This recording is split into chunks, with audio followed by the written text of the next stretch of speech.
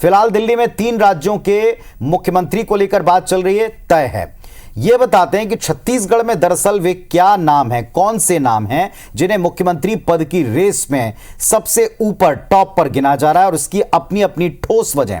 इस सूची में सबसे पहला और बड़ा नाम है, स्वाभाविक नाम है, प्रदेश के पूर्व मुख्यमंत्री डॉक्टर रमन सिंह का। 3 बार वे प्रदेश के मुख्यमंत्री रह चुके हैं, राज्य चलाने का काफी अच्छा अनुभव रखते हैं, सबको साथ लेकर चलने की दक्षता है, तकरीबन बेदाग उनका करियर है, चाउर वाले बाबा के नाम से लोकप्रिय हैं और सबसे बड़ी बात ये सहज हैं, उपलब्ध हैं और एक सौम्य छवि रखते हैं। जबकि दूसरे दावेदार हैं अरुण साव, प्रदेश अध्यक्ष, पार्टी का ओबीसी चेहरा, संघ के करीबी और बेदाग छवि। इनकी अध्यक्षता में पार्टी ने छत्तीसगढ़ में वापसी की है, तो यह भी एक स्वाभाविक चेहरा है जो मुख्यमंत्री की रेस में शामिल है। इसके अलावा अगर छत्तीसगढ़ में, चूंकि ये एक आदिवासी प्रदेश है, आदिवासी बहुल प्रदेश है और 24 में केंद्र में चुनाव है, अगर इस एंगल से देखा जाए और यहां पर आदिवासी सीएम की मांग बीजेपी भी करती आई है, बीजेपी के भीतर ये मांग होती रही है, तो इस लिहाज से दावेदारों में विष्णुदेव साय का नाम लिया जा रहा है।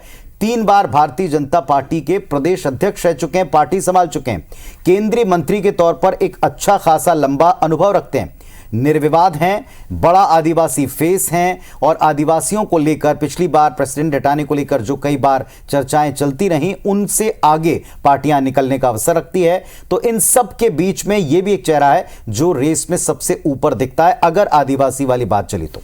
आदिवासी वाला कार्ड और उसके बाद युवा कार्ड, सीएम पद की दौड़ में ओपी चौधरी का नाम भी सामने आ रहा है। राजनीति के साथ ब्यूरोक्रेसी का भी उनका अनुभव है, जातिगत समीकरण भी उनके पक्ष में है, युवाओं की बड़ी फैन फॉलोइंग यहां पर है और नए चेहरे पर दांव लगाने की जो कोशिश है वो भी कारगर साबित हो सकती है अगर ओपी चौधरी के बारे में विचार किया जाए तो। और सबसे बड़ी बात यह कि उनके बारे में शाह साहब स्वयं कह गए कि बड़ा आदमी बना देंगे अगर आप जनता उनको जिता दे तो, और एक अच्छे बड़े मार्जिन से, विशाल मार्जिन से, जो टॉप 5 के बड़े मार्जिन होते हैं उनमें से एक मार्जिन से वे जीत चुके हैं चुनाव। तो फिर अब उनकी अटकलें हैं, अटकलें नहीं बल्कि इनके नाम पर विस्तार से बातचीत हुई, ऐसा बताया जा रहा है। इधर पार्टी अगर आदिवासी चेहरे को ही चुनना चाहे और उसमें अगर एक और जो हम कह सकते हैं एंगल, फैक्टर महिलाओं का, क्योंकि महिलाओं के लिए एक तरफ आरक्षण बिल का पास हो जाना, दूसरी तरफ आदिवासी और महिला का कॉम्बिनेशन रेणुका सिंह के तौर पर पार्टी में एक बड़ा अच्छा ऑप्शन है, तो लिस्ट में